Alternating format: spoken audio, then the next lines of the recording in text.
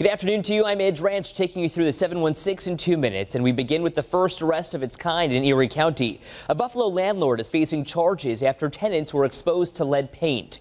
2 children living in a home at 451 Fargo Avenue had to go to the hospital for elevated blood lead levels. Prosecutors say 40-year-old Maxim Levin continued to allow people to live in the home despite a do not occupy order from Erie County. Let landlords beware that if you have an apartment, if you have a house, if you have a facility that you are renting out, and you have conditions in there that cause elevated lead levels, you will be prosecuted.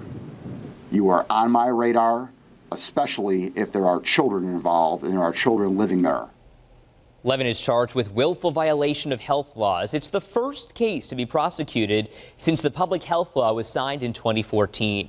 Charges against Empire actor Jussie Smollett have been dropped. Smollett was accused of lying to police about being attacked. He claimed he was the victim of a hate crime back in January, but an investigation later determined the attack was staged and the men involved were paid.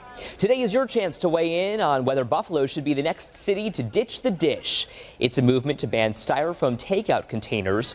Common Council President Darius Pridgeon is considering the idea, but he wants to hear from you first. He's holding a listening session this afternoon at 2 at Buffalo City Hall. Now let's get a check your forecast with meteorologist Michelle McLeod. Well, it's another beautiful day in western New York. Let's take a look at 7 super Doppler radar. Clear for us because we are in the presence of high pressure. I like to call that big bubble, no trouble. That's what's making us nice and sunny, but we do have winds out of the northeast, and that northerly component is what is keeping us pretty cool. So even though our temperatures are going to top out in the upper 30s to low 40s, check out that feels like temperature because those winds are going to make it feel a bit cooler, especially if you're not in the sun.